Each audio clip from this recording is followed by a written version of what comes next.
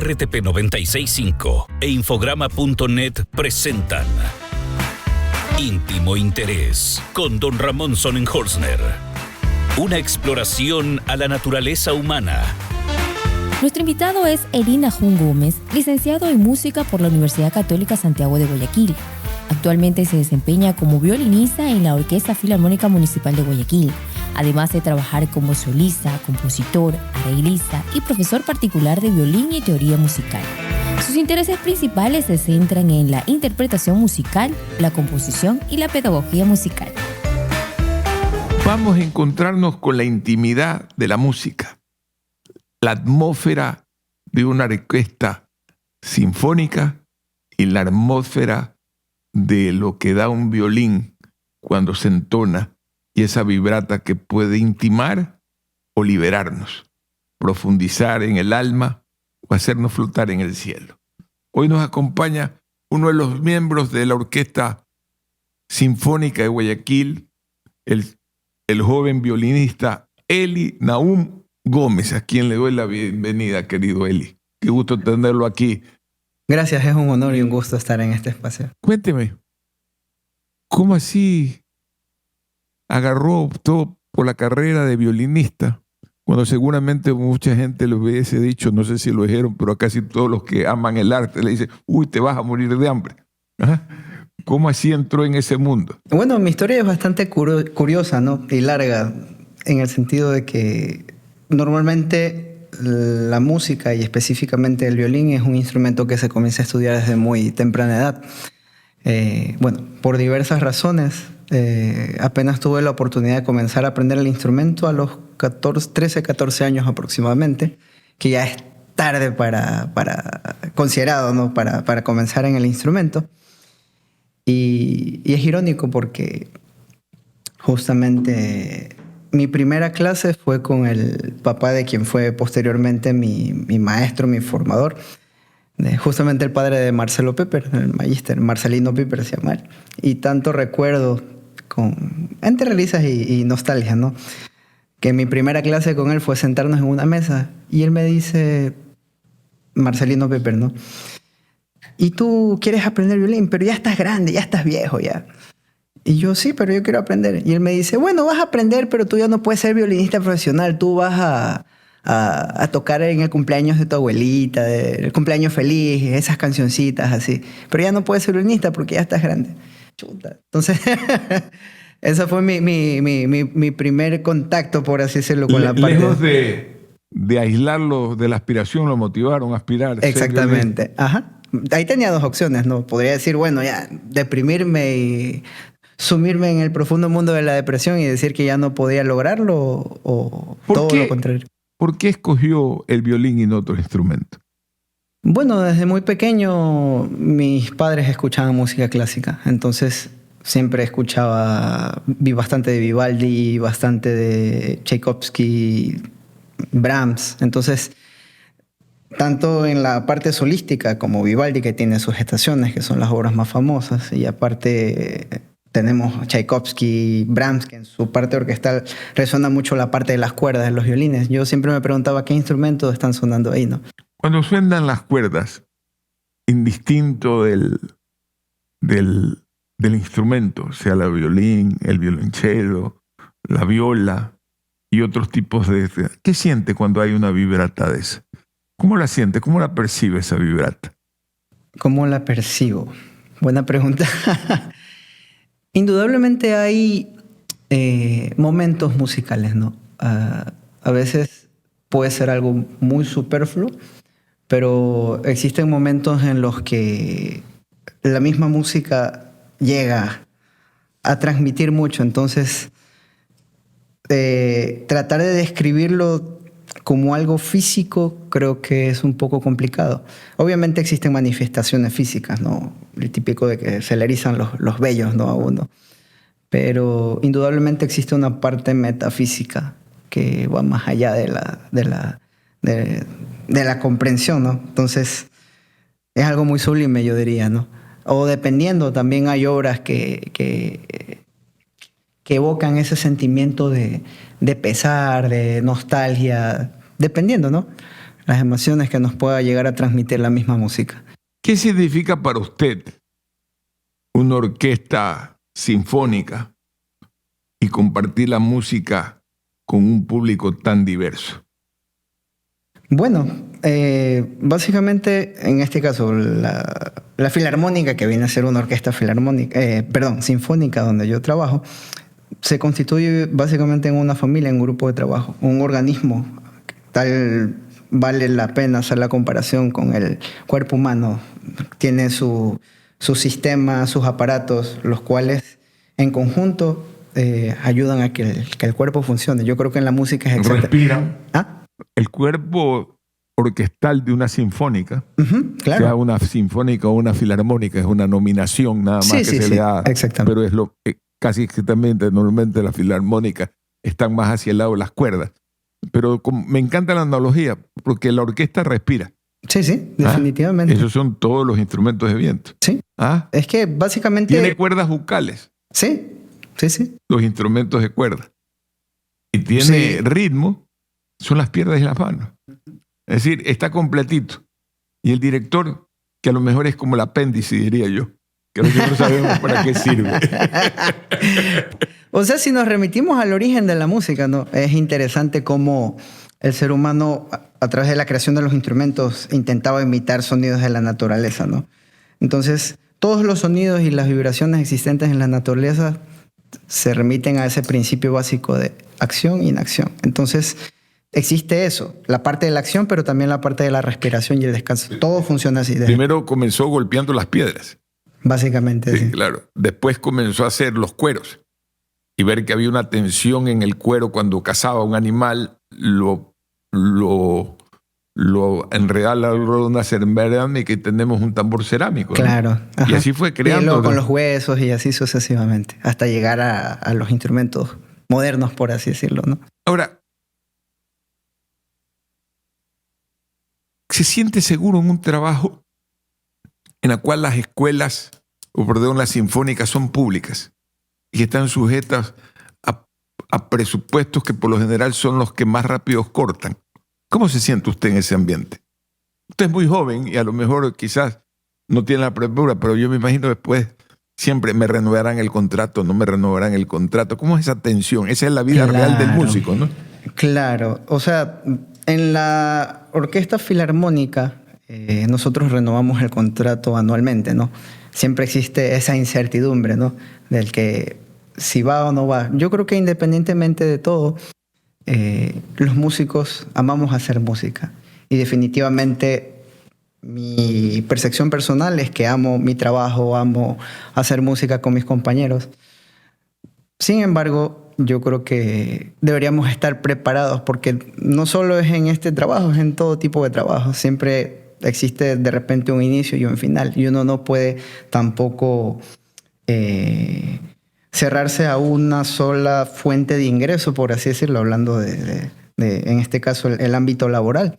Y yo creo que uno debería diversificar en ese caso. En la música no solamente existe la parte interpretativa, existe la parte de la composición, la creación.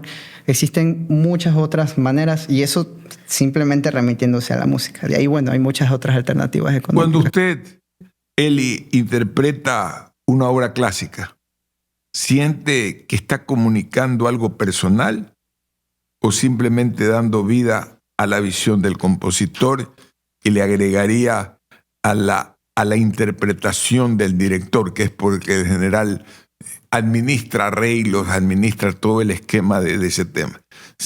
¿Vuela usted o está supeditado a un encuentro básicamente con lo que está escrito? Bueno, si nos remitimos a la música clásica como ámbito general, que se le suele llamar a los periodos de la música, que abarca desde la música renacentista hasta la música del periodo romántico o un poquito más allá, yo creo que el músico acoge estas obras, ¿no?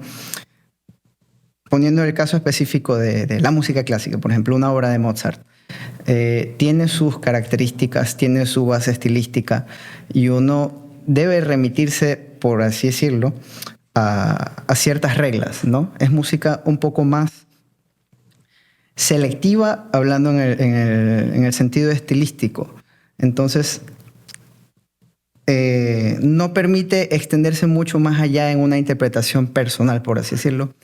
Pero a su vez, hay música como música del periodo romántico que permite un poco más esa expresión libre de la parte emocional, de la parte temperamental. Entonces, todo depende de la obra que uno interprete, ¿no? Hay obras que son un poco más permisivas y otras obras que son un poco más restrictivas en ese ámbito. Entonces, habría que puntualizar en qué contexto histórico de la obra, qué es la obra, y en base a eso, por así decirlo, ver qué se puede hacer y qué no se puede hacer. Está muy limitado entonces en la capacidad de dejar volar su relación metafísica con el violín en alguna forma, con las cuerdas, con los sonidos. De repente es un poco... No cabe la improvisación, ¿no? Dentro del tema de la música clásica, hablando específicamente, es un poco tabú el hecho de en ciertas obras de diferentes épocas o diferentes compositores específicos. Siempre pongo el caso puntual de Mozart. Es muy, muy sutil, muy delicado en la cuestión estilística. Entonces, lo que se suele tener en consideración, por ejemplo, en el momento de audicionar a una orquesta o de directamente interpretarlo, ¿no?, es que existan esos parámetros para ahí sí determinar esto es Mozart. Pero si está muy fuera de contexto estilístico, se dice, no, eso no es Mozart o está mal interpretado. Entonces, hablando específicamente de la música clásica, música del clasicismo, en general creo que es un poco más limitada. Pero si nos vamos al periodo romántico, ya cambia la cosa, porque justamente es el periodo en que el artista puede dar mayor rienda suelta a sus bajas pasiones. Entonces, yo creo que eso colabora y ayuda a que realmente el músico pueda expresarse y decir más de lo que tiene adentro. Bueno, dos del mundo clásico, Verdi del mundo romántico, Verdi y el gran maestro Wagner. Uh-huh. Los he interpretado. ¿Qué siente cuando va con las 4 estaciones? Por ejemplo... Ahí se libera, eso es el romanticismo puro. Básicamente, claro. Definitivamente al momento de interpretarlo, bueno, se puede llegar a sentir muchas cosas. Solo lo voy a dejar ahí. Volviendo, bueno, al tema de Wagner, ¿no? Hablamos de que justamente en ese periodo romántico se da esa liberación de los sentimientos de los músicos a la hora de interpretar o a la hora del compositor escribir su música. Evidentemente yo creo que durante toda la historia existieron, no sé, compositores que dedicaban obras, es evidente, ¿no? Pero en este periodo será de una manera más deliberada y más aún teniendo en cuenta la evolución de la música, de los recursos técnicos, de los recursos armónicos. Entonces, puedo citar, por ejemplo, ¿no?, un ejemplo muy puntual. Hace poco tuvimos un concierto con una pianista norteamericana. Ella interpretó el concierto número 2 de Rachmaninoff y justamente en el segundo movimiento hay una parte muy así, muy, muy sublime. Y a mí personalmente esa parte hasta me sacó una lágrima, o sea, llegó a ese punto. Y escudriñando un poco en la información que existe en los registros, ¿no?, decía que él ese concierto se lo dedicó al psicólogo que lo trataba para la depresión, por ejemplo. Entonces, vamos al hecho de que son obras que tienen un trasfondo y una carga emocional muy, muy alta. Y yo creo que eso se transmite a la hora de interpretar las obras. Ahora, cuando hablamos del italiano Verdi y hablamos del germano Wagner, se marca una diferencia significativa. Claro, eso tiene, o sea, muchas explicaciones. El uno parece que iría hacia el helio cielo, ¿no?, y al otro hace el infernal y helio cielo, es decir, el infierno, perdón. Alguno, el director de la Sinfónica de Guayaquil, el señor, ¿cómo se llama? Y Íñigo Perfano. en su libro dice que es la música del diablo. Pero lo importante ahí es, más allá que yo discrepe con él y no coincida con esa visión, es como la música puede darle un sentido profundo simplemente a través de vibración. No hay canto, no hay nada por el estilo, simplemente es la vibrata la que mueve las cuerdas y penetra en el olfato, en la sensibilidad humana. Uh-huh. Va por ahí el tema, sí, maestro. Definitivamente yo creo que esas frecuencias, ¿no?, que se crean a partir de, llamémosle, unión de frecuencias, porque si nos remitimos a la parte física, cada objeto en el universo tiene sus vibratas o vibraciones, ¿no? Se podría decir que todo lo existente en el universo es música. Incluso este micrófono o esta mesa misma está emitiendo vibración, vibraciones. Es energía. Exactamente. Son frecuencias. Exactamente. Entonces, yo creo que es una cuestión también de contexto, de escuela. Es un tema bastante extenso de analizar, definitivamente. ¿Qué piensa o con qué expectativas cree que va el público a oír música clásica, música sinfónica? Yo creo que, bueno, remitiéndonos al contexto de aquí, de la ciudad, ¿no?, ya que al ser una orquesta de la ciudad nos remitimos al público de aquí. Yo creo que en primera instancia la gente va con el afán, muchos, de tener una distracción algo diferente, algo poco convencional, porque mucha gente o mucho público al que nos dirigimos suele apenas ver una orquesta por primera vez. También tenemos el público recurrente, que son los que nos siguen y van frecuentemente a nuestros conciertos. Ellos evidentemente van porque gustan de la música clásica y también gustan del repertorio que se interpreta, y van justamente porque les gusta también la forma en la que interpretamos la música. Porque yo creo que la Orquesta Filarmónica es una orquesta de muy buen nivel aquí en la ciudad. Cuando usted toca sinfónicamente, no lo va a ver usted. Y las expectativas no están sobre usted, están sobre el todo. Sobre el todo. Sobre la unidad. Y por lo general el palo se lo dan al director, ¿sí? Normalmente es el que recibe y lleva el palo. Sin embargo, me imagino que usted tiene una relación profesional como solista en alguna parte.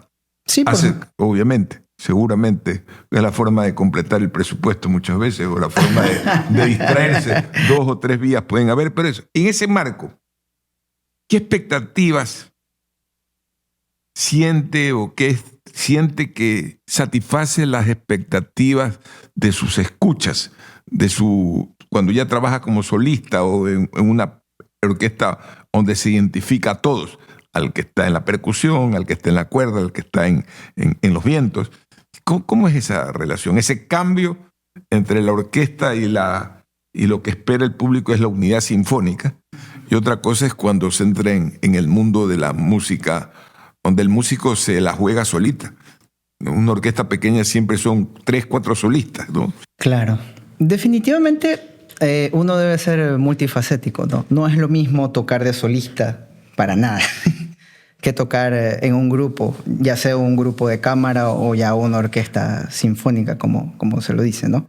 Entonces, lo importante es saber cómo interpretar en las diferentes situaciones. Por ejemplo, yo toco para eventos sociales, también todo tipo de eventos, matrimonios y todo eso. Entonces, no voy a ir con el temperamento con el que interpretaría algo de Mozart o algo de Beethoven, ¿no? Y 2, es algo ya más de espectáculo, entonces tengo que ir dentro de ese contexto. Luego puedo ir a una orquesta de cámara y obviamente tengo que ya remitirme a otro concepto y otra visión, otra manera de percibir la música también. Y en la orquesta sinfónica, sin duda alguna, es otra cosa totalmente. Ya es una cuestión más no de escucharse a sí mismo, sino pretender funcionar como un organismo, como ya lo hemos mencionado. Cuando me dice escucharse a sí mismo, me nace una pregunta. ¿Han habido momentos en su carrera donde interpretar una obra se haya sentido, o al interpretar una obra se haya sentido como una expresión completa de su propio ser, más allá de cualquier transacción profesional. Se ha sentido completo, pleno, más allá de lo que pueda profesionalmente aportarle económica o artísticamente. Usted me habló antes de metafísica, por eso es que me nace esa pregunta. Bueno, si nos remitimos a una obra en general, que toda la obra me llene en la parte emocional, creo que podría decir que todavía no encuentro esa obra, ¿no? Pero sin duda alguna hay obras que tienen momentos que llegan, o sea, llámense los clímax o esos momentos más álgidos que tiene una obra. Pero remitiendo a responder específicamente la pregunta, una obra por completo, todavía sigo en esa búsqueda. Sí. Es decir, sigue una búsqueda. Como los hombres, cuando nos enamoramos, todavía seguimos pensando que podría haber un plus. ¿Ah? Sí. La música tiene eso, tiene ese encanto también. Yo creo que sí, o sea, y definitivamente... Llena pero vacía. A medida que uno va avanzando en la vida, ¿no? En el conocimiento, yo creo que los gustos también van cambiando, ¿no? Entonces, una obra que me encanta el día de hoy, o de repente la escucho tanto que pierde ese encanto que tenía antes. Entonces, tengo que buscar y seguir indagando en obras. ¿Lo ha decepcionado alguna de esas figuras que gira en el mundo de los solistas? ¿Lo ha decepcionado? Dos preguntas, dos excepciones. La primera con los solistas, y lo ha decepcionado su propia orquesta. ¿Ha tenido momentos en que se siente decepcionado el trabajo de equipo? No. Yo creo que definitivamente existen momentos. Hay conciertos mejores que otros, pero no a ese punto de decepcionarme por algo que pasa en la orquesta, ¿no? De repente, algo que sí podría decepcionar es en el momento del funcionamiento, ¿cómo se dice?, administrativo, o algo de repente con relación al ambiente de la orquesta. Yo creo que más que todo, si es que llegase a existir, ¿no?, un ambiente tenso, eso afectaría directamente al rendimiento y a la forma en la que la música se desenvuelve en la orquesta. Yo creo que más eso. Porque en un concierto pueden pasar muchas cosas. De hecho, las mejores interpretaciones no son las que son perfectas, sino las que de repente tienen alguna imperfección, pero destacan por algo, ya sea por la esencia de la interpretación o que otra parte brilló y opacó esa parte defectuosa que pudo haber funcionado en cuanto se ejecutaba la música, ¿no? Desde su perspectiva, ¿qué valor cree que tiene la música en conectar tanto a los intérpretes como al público a un nivel? ¿Qué valor tiene? Esa conexión que se debe dar, le repito la pregunta, desde su perspectiva, ¿qué valor cree que tiene la música en conectar tanto al intérprete o a los intérpretes con el público o el escucha? Bueno, como ya he mencionado anteriormente, la música yo creo que justamente busca tocar al ser, ¿no? Y llegar a esa parte sublime y evocar esos sentimientos de las personas. Entonces yo creo que la música cumple una función de sensibilizar, tanto para manifestar emociones, desahogar emociones, como para también pretender entender muchas cuestiones en cuanto a la moral, ética, llámese de esas diversas maneras. Yo creo que la música crea en general una mejor sociedad, porque al evocar esas emociones y sentimientos, no sé, como el amor, si yo amo a mi prójimo no le voy a hacer daño. Entonces yo creo que la labor de la música es algo muy esencial. Lamentablemente estamos en una sociedad en la que no se le pone la prioridad de vida, pero yo creo que la música llega a sensibilizar tanto y a evocar tanto las buenas emociones y sentimientos que si se le diera la real importancia, puede cumplir esa función de encaminar a la sociedad a ser un lugar mejor. Es mi visión. Quedo muy agradecido con Eli Naumé Gómez. Nahum Gómez. Nahum. Ese nombre es bíblico. Sí, son bíblicos los dos nombres. Eli sí lo conozco, pero el Nahum sí me apareció tarde. Es el primer testamento, ¿no? Es profeta. Él es el profeta. Bueno, pues muy agradecido por la presencia del violinista Gómez. Les deseamos que continúen sintonizando, dándole like a nuestras publicaciones. Nos ayudarán de esa forma a crecer nuestra participación si les gustó. Un inmenso abrazo y pronto estaremos de retorno. Íntimo Interés es un podcast de Infograma y Radio RTP 96.5. Su anfitrión es Don Ramón Sonnenhosner. La idea original y la producción están a cargo de Benjamín Villagrán. Diana Raimondi es la asistente de producción y la voz de las presentaciones y de los créditos. La voz del intro es de Javier Gamboa. El tema musical que nos acompaña es Bim Bang Jazz, creado por Ser Maru y usado bajo licencia Elements de Envato Elements.